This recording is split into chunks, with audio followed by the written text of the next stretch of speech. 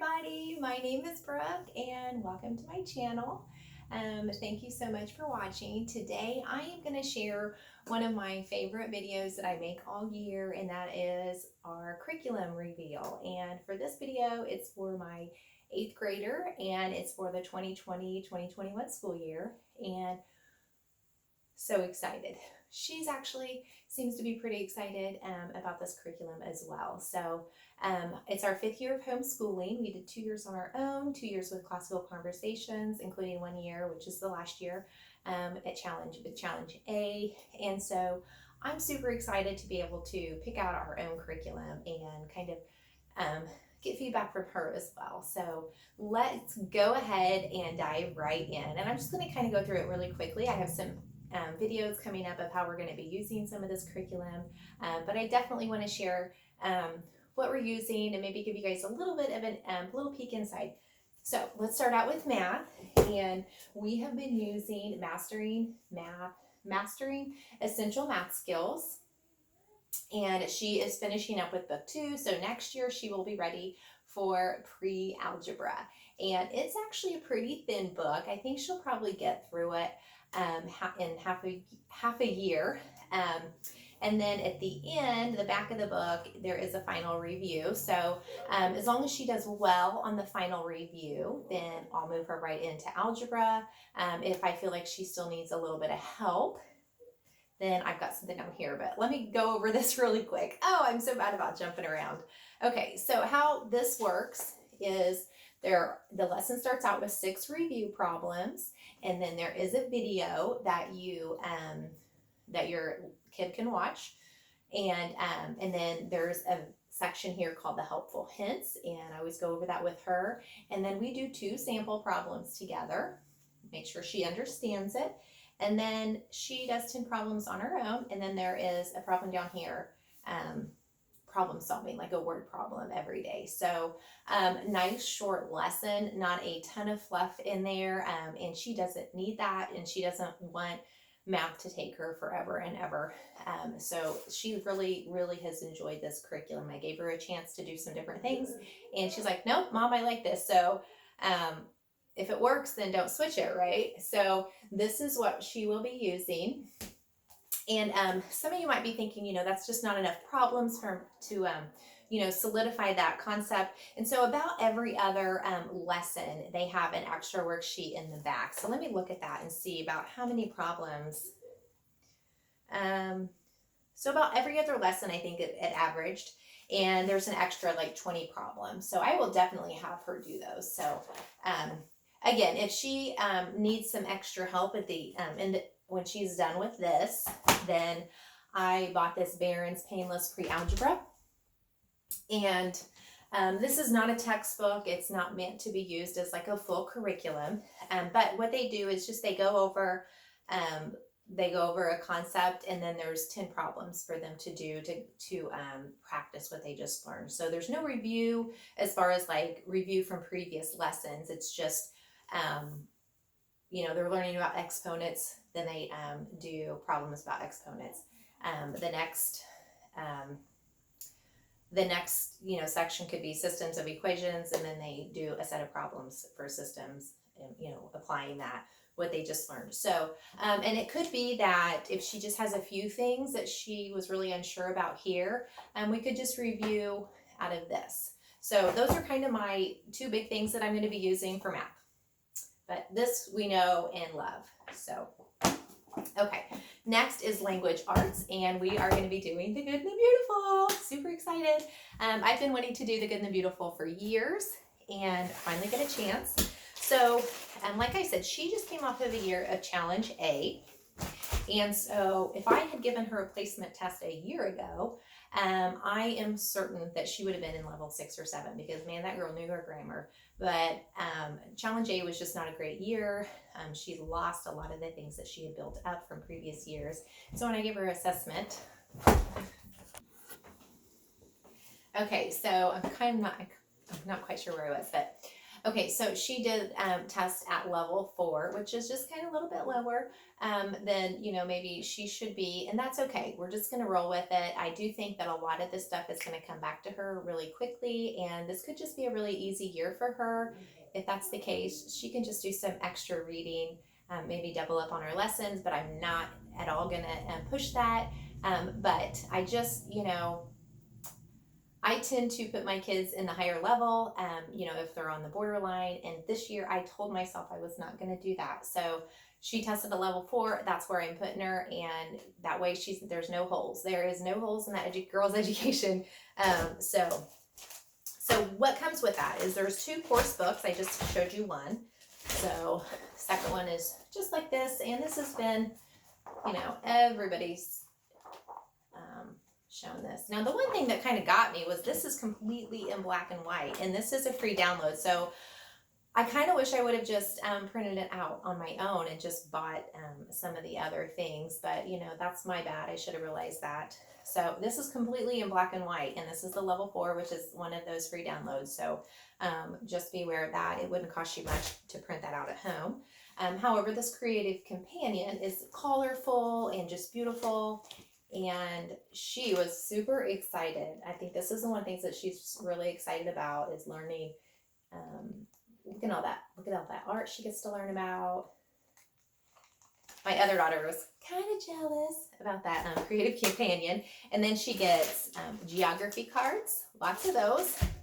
Grammar cards, which are just super handy. I really like those. And then I went ahead and got her the spelling flashcards because she does need help with spelling. Memorizing the rules has not been one of the great things to help her, but I just kind of felt like if that's how they incorporate it into their curriculum, then I just want to give her all the tools that she needs. So these are kind of cute though. Like this first rule, it's a fill in the blank. So it says at the end of blank, blank, blank, usually double the letters blank, blank, or blank, right? Blank, a blank. Oh my gosh, that was kind of confusing. But anyway, and then it gives you the answer on the back. So, and I'm just going to show you. There's some in here that have examples.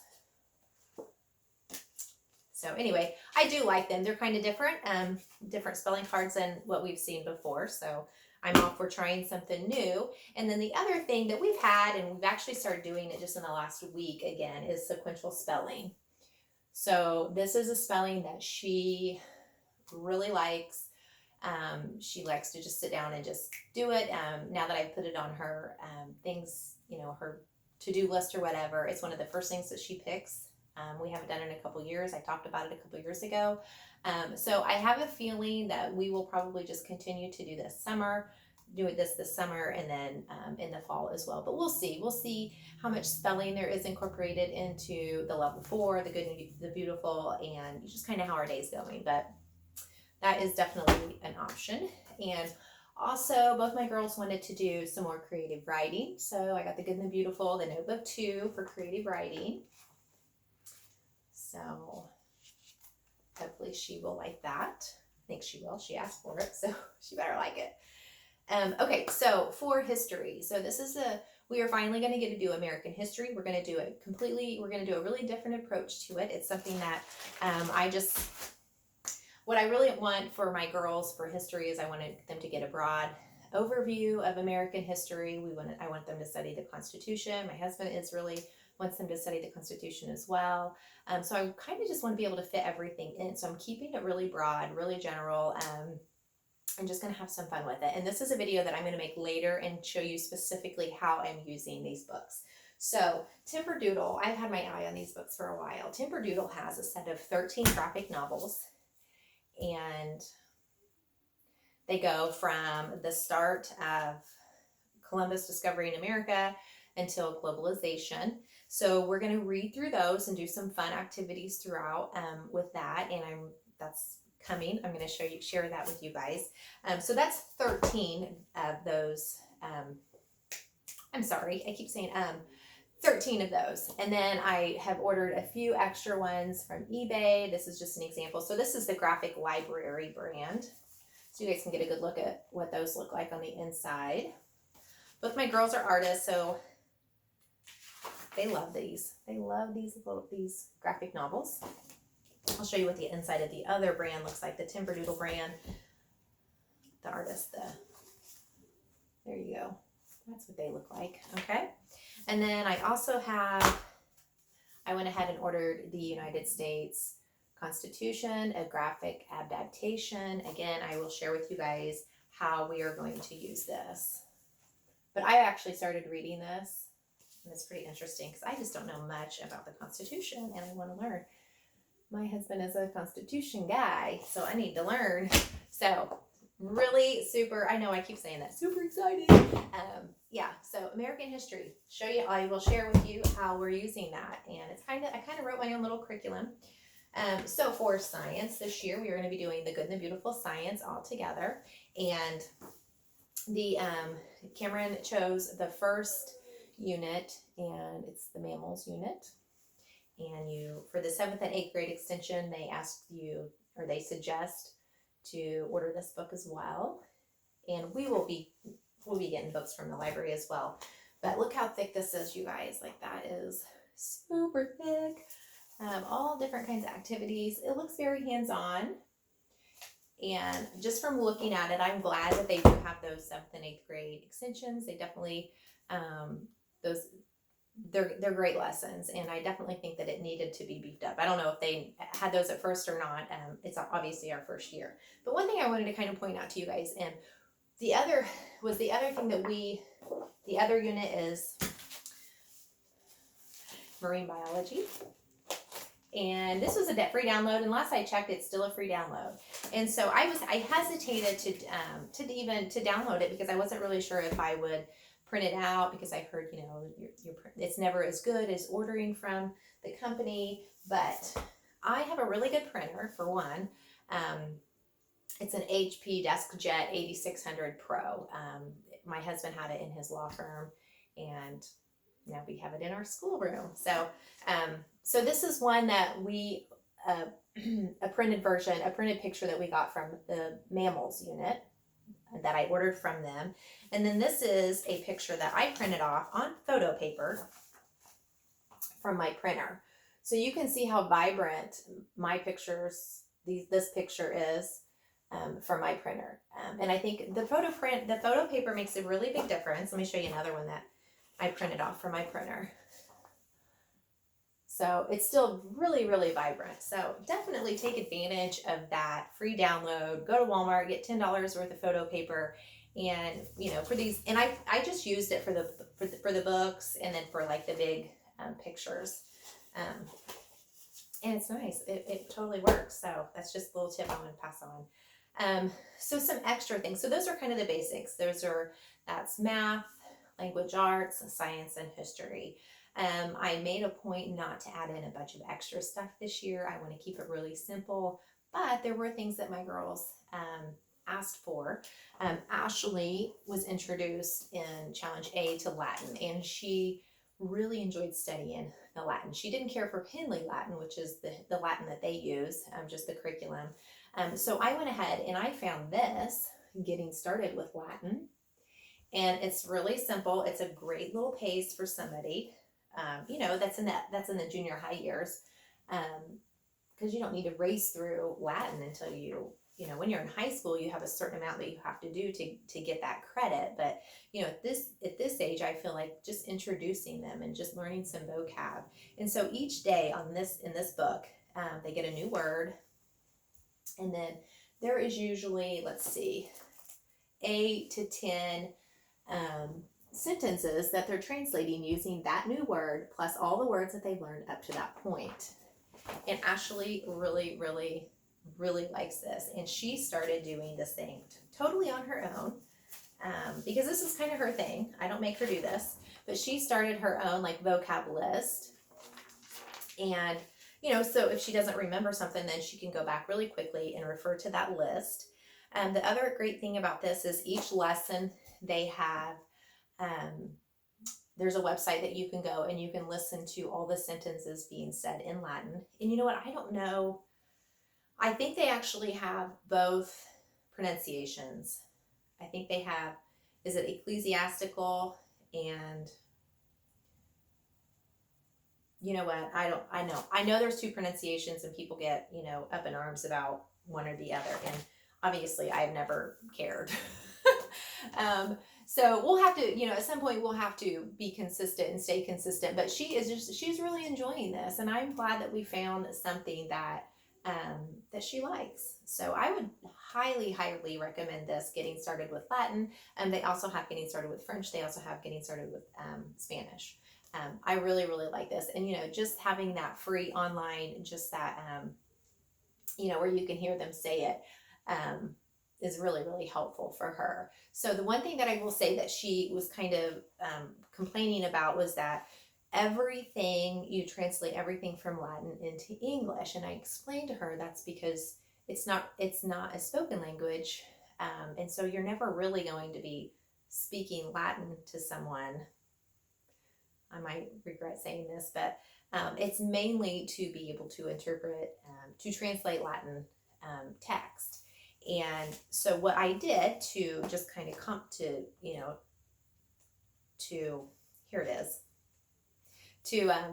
sorry.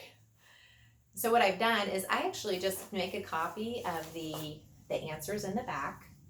So the answers in the back are all in English. And so what she does the first day is she takes the little answer. Is it in here? So she takes this and she just translates the English into Latin, and then she flips back and the answers are right there because that's the original exercise. And then the next day she'll flip flop it, and that fixed that problem. Easy peasy. So okay, so she loves Latin. She's doing that. So she's also doing building thinking skills. I've shared this before. She will probably almost certainly finish this the first semester, and she may even finish it this summer. She has said that she would like to work this summer, and I'm pretty happy about that. Something else she'll do just as kind of a self-improvement is to do the Big Life Journal. And I got her this and her sister that. She will be going back to her journal because we had to take a year off of this because she was in Challenge A and she just had a lot of work through Challenge A that she had to do. So I'm excited that she gets to go back and start doing her own journaling, more open-ended journaling.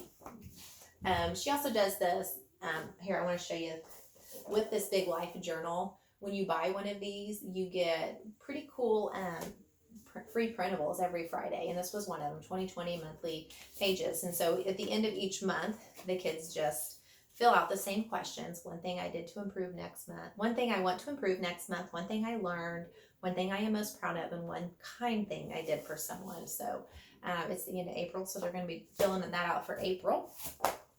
Last thing is sentence composing for middle school. And this is a really cool approach to obviously composing sentences. So I feel like with my girls, they know how to start a paragraph. They know how to do an attention getter. They know grammar. But for some reason, just somewhere in the midst of all of that, they've kind of lost the art of composing a really solid sentence. And so I found this off of another YouTuber's video, and I'm sorry I don't know who that is, but I'm not going to take credit for finding it. I just from watching one of these curriculum reveals. And what they do is it's broken into 4 sections: sentence unscrambling, sentence imitating, sentence combining, and sentence expanding. And so they take sentences from published authors, professional writers, and that's what they use with each exercise. And it tells you who wrote it and like from what book or what movie, because some of them are from movies. And let's just see what's something that. So the sentence imitating, I think, is kind of where it gets kind of fun. So they get a model sentence. Suddenly, Archie felt empty, used up, discarded. And so what the kids have to do is they just have to fill in words. So the imitation could be eventually the team became better, unified, victorious. But they have to fill in words that imitate that sentence. So I mean, that's just one of the exercises, but that just kind of shows you how different it's set up and not just identifying verbs and nouns and the clauses and that sort of thing. I will say the last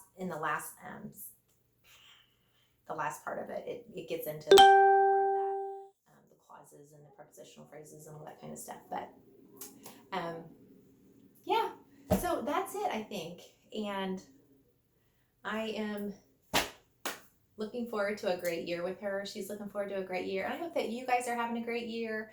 I hope you guys are all doing well and staying healthy. If you have any questions or you want to see anything further, just let me know, and I am more than happy to do a more in-depth video on any of this curriculum. I do have another video coming. Some of the videos I have coming up are somebody asked to see her Challenge A curriculum, so I'll be doing that one. I will also be showing you how we're going to be using the history, how we're going to be doing kind of our morning routine.